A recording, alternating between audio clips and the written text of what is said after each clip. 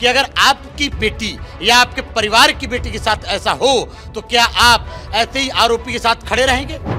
क्या 8 साल की बेटी के साथ जिस तरह का मैनिपुलेशन और समाज को न्याय दिलाने के लिए न्यायिक चरित्र और सड़क संघर्ष एकमात्र रास्ता बचता है, जिसको अख्तियार सरदार सेना कर रही है। बड़े भाई माननीय अखिलेश यादव जी ने कहा कि हम सरदार सेना के साथ हैं और हमने भी यही कहा कि हम पीडीए के धारा के विचारधारा के आपके साथ हैं। हम पाल समाज के परिवार के उस बेटी के उस परिवार के साथ खड़े हैं और डंके के चोट पे खड़े हैं, न्याय दिलाने तक खड़े हैं। भाजपा के उस नेता की घटना है, अपने गुर्गों से मुंह में पेशाब करवाया।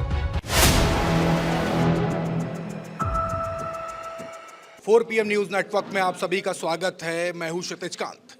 उत्तर प्रदेश में तमाम जो दलित समाज है उसके साथ जो उत्पीड़न हो रहा है उसको लेकर के लगातार सरदार सेना आवाज़ उठा रही है। आज एक बड़ी प्रेस कॉन्फ्रेंस थी और प्रेस कॉन्फ्रेंस में तमाम उत्तर प्रदेश सरकार पर आरोप भी लगाए गए। प्रेस रिलीज है मेरे हाथ में, इसमें आपने लिखा हुआ है deputy CM Brajesh Pathak rapist के साथ उन्हें तुरंत बर्खास्त किया जाए।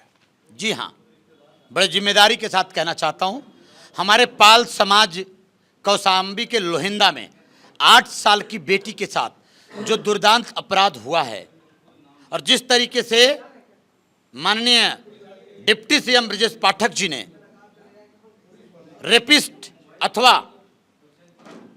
आरोपी का साथ दिया है, मैं पूछना चाहता हूं माननीय ब्रजेश पाठक जी से कि अगर आपकी बेटी या आपके परिवार की बेटी के साथ ऐसा हो तो क्या आप ऐसे ही आरोपी के साथ खड़े रहेंगे?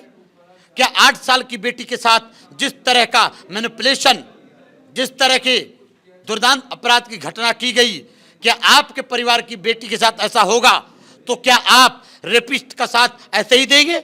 ये सवाल है मेरा आपसे। आप भी पटेल समाज से आते हैं, लगातार बात की जाए तो पटेल समाज से अनुप्रिया पटेल हो गए, अनुप्रिया पटेल की जो छोटी बहन है पल्लवी पटेल, विधानसभा में तमाम मुद्दे उठे। आपको कैसे पब्लिक के आप भी नेता हैं, कैसे आपको पब्लिक सपोर्ट करे? मुद्दा तो लगातार उठा रही सरकार भी, विपक्ष भी उठा रहा। पूरा उत्तर प्रदेश में 4 करोड़ से ज्यादा पटेल समुदाय वोटर्स है और वो अपने को ठगा और धोखे में अपने को कुंठित समझ रहा है। हमारा पटेल समुदाय छत्रपति शिवाजी के विचारधारा, उनके स्वाभिमान को, सरदार पटेल जी के स्वाभिमान को, डॉक्टर सोनेलाल पटेल के संघर्ष और स्वाभिमान का उत्तराधिकारी है। और पटेल समुदाय सरदार सेना के माध्यम से सड़क संघर्ष के रास्ते अपनी आवाज को बुलंद कर रहा है। आपके माध्यम से पूरे उत्तर प्रदेश के हमारे सरदार सैनिक जो करोड़ों की संख्या में, लाखों पदाधिकारी के रूप में जो सड़क रास्ता अख्तियार कर रहे हैं, लोकतंत्र में न्यायिक चरित्र और लोकतंत्र में सड़क संघर्ष ही एक ऐसा माध्यम है जब सरकारें निरंकुश हो जाएं, जब सरकारें मुख्य दर्शक बन जाएं तो उनको आईना दिखाने और समाज को न्याय दिलाने के लिए न्यायिक चरित्र और सड़क संघर्ष एकमात्र रास्ता बचता है, जिसको अख्तियार सरदार सेना कर रही है।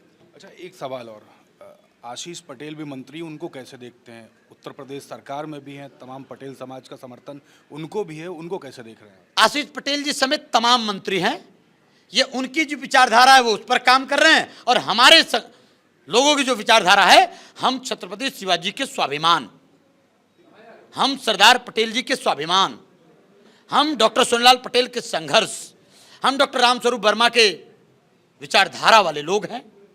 हम पूरे उत्तर प्रदेश के समाज के स्वाभिमान को जो ललकारा गया है, उत्तर प्रदेश के समाज के स्वाभिमान को वास्तविक धरातल पर स्थापित करने निकले हैं। सोने लाल पटेल के असली वंशज तो अपने आप को आशीष पटेल, अनुप्रिया पटेल और पल्लवी पटेल कहते हैं, आप कैसे? खून के रिश्ते को वंशज नहीं कहा जाना चाहिए। खून के रिश्ते से विचारधारा का मैपिंग नहीं हो सकता।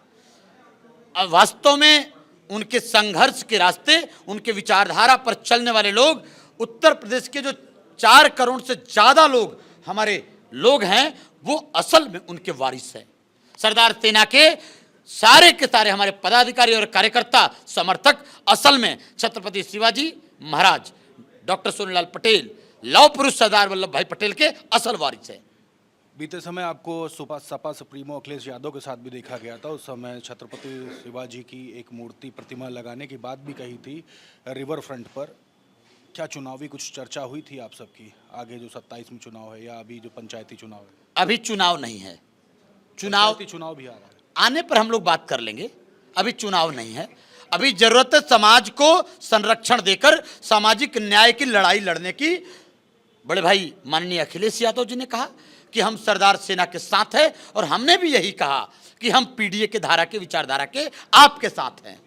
कौशाम्बी घटना को लेकर के भी आपने चर्चा की, उसमें आपके साथी जिसको बड़े भाई कह रहे हैं सपा सुप्रीमो अखिलेश यादव ने भी ब्राह्मण परिवार के समर्थन में बात कही। आप वही दलित परिवार के बारे में बात कर रहे हैं, लेकिन समस्या दोनों तरफ हुई है। अगर मैं इस बात को सीधे कहूं तो ब्राह्मण परिवार के व्यक्ति ने जो आत्महत्या किया, मैं श्रद्धांजलि अर्पित करता हूं, लेकिन कोई भी बेटी कल हमारी मां होती है, वहां हत्या नहीं हुआ, वो आत्महत्या हुई है।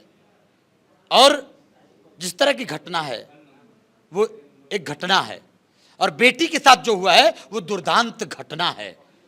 8 साल की बेटी के साथ आप सोच के देखिए, हमारे आपकी बेटी के साथ हमारे समाज की क्या ये स्वीकार्यता है? जिस तरह की घटना है हम इसको बिल्कुल बर्दाश्त नहीं करेंगे सभ्य समाज में, और हम पाल समाज के परिवार के उस बेटी के उस परिवार के साथ खड़े हैं और डंके के चोट पे खड़े हैं, न्याय दिलाने तक खड़े हैं। आपने प्रेस कॉन्फ्रेंस के दौरान एक वीडियो दिखाई थी, उस वीडियो में एक दलित युवक की बात कही जिसके शरीर पर काफ़ी काले दाग थे, जैसे उसको मारा पीटा गया था। वो घटना कहाँ की थी, क्या था पूरा? वो दलित युवक नहीं, वो पटेल युवक हैं, और फरिंदा महाराजगंज के फरिंदा थाना अंतर्गत सुधीर पटेल को भारतीय जनता पार्टी के एक नेता ने एक सोशल मीडिया पे कमेंट कर देने से अपहरण करवाया और कोड़े से मरवाया, खाल उधड़वा लिया जंगल में ले जाकर, और इतने से बर्दाश्त नहीं हुआ तो वीडियो कॉल करा करके कहा उसकी चीखें मुझे सुनाओ, और वो वीडियो कॉल पे चीखें सुनाया गया, उनके गुर्गों ने चीखें सुनवाया, और इतने से नहीं हुआ तो मानवीयता को शर्मसार करने वाली भाजपा के उस नेता की घटना है, अपने गुर्गों से मुंह में पेशाब करवाया। यह सभ्य समाज में बर्दाश्त नहीं है। पूरे उत्तर प्रदेश का पटेल समुदाय इसको अपने स्वाभिमान से जोड़ता है, और आने वाले समय में हम इनका जवाब लोकतांत्रिक तरीके से देने वाले हैं। बहुत बहुत धन्यवाद। तो हमारे साथ आर.एस. पटेल थे, सरदार सेना के राष्ट्रीय अध्यक्ष। तमाम मुद्दों पर बात हुई, आपने सुनी। रिपोर्ट कैसी लगी कमेंट बॉक्स में लिखते रहिए और जुड़े रहिए 4 PM न्यूज़ नेटवर्क के साथ। मैं हूं क्षितिज कांत, कैमरा पर्सन शुभम के साथ। धन्यवाद।